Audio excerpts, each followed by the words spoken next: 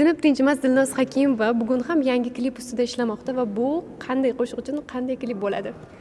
Xudo xolasa bugungi taronamiz konsertda aytilgan va juda ham ko'p muxlislarimiz kutishyapti. Dilbaring edim-ku degan qo'shig'im bor. Mana shu qo'shiqqa klip suratga olamiz.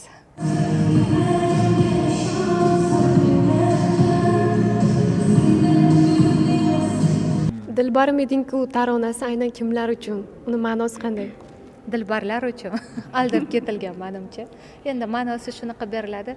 Menimcha bevafolikka yo'liqqan sevgisi shu nima deydi, chilparchin bo'lgan qizlar haqida, ayollar haqida. Endi bu taqdir, bu sevgida har doim nima deydi? Ayniqsa dard chekishni o'zimiz yaxshi ko'ramiz, dard bo'lmasa ham shuning uchun bu qo'shiq aynan shu mazza qilib yig'lagisi kelgan odamlar. Pulga baribir biz xizmatlarga chiqamiz.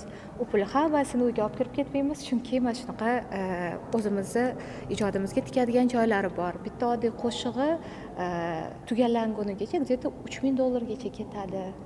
Unga klip olish kerak, unga $4000-5000 o'rtacha narxda ketadi. Men ana katta narxlar aytmayman, unda 10 ga boradi, 15 ga ham borishi mumkin. Bu safar biz unaqa qimmatga tushmayapmiz, xudo xolasa, где-то 4-5 ming atrofida.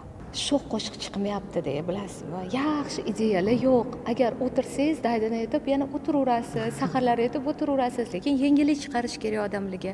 10 ta masalan yoqmagan sho'x ashula chiqargandan ko'ra bitta bo'lsa ham o'sha qalbingizga yoqqan, mayli siz hozir muhabbatdan, baxtdan sarmast bo'lib yurganingiz bilan, lekin ashula chiroyli bo'lsa iloji yo'q, kirishib siqilganda aytib berasiz. Tak что san'atkor bo'lganimiz uchun har jabhaga kirishga majburmiz biz. Moslashishga majburmiz. To'g'ri. Ertaga ko'rsangiz, slishkam xafa paytlarim bo'lgan, o'sha payt eng sho'x ashulalarni chiqazganman, yegan. Bu ham menimcha ijodimizda ham plyus, ham minusi bo'lsa kerak. Eng asosiysi o'zingizga moslab olish, muxlisni. Siz muxlisga moslashsangiz, siz qiynalib qolasiz. Ertaga yangi trend chiqadi, unaqa yo'nalishda yetishimga to'g'ri keladi.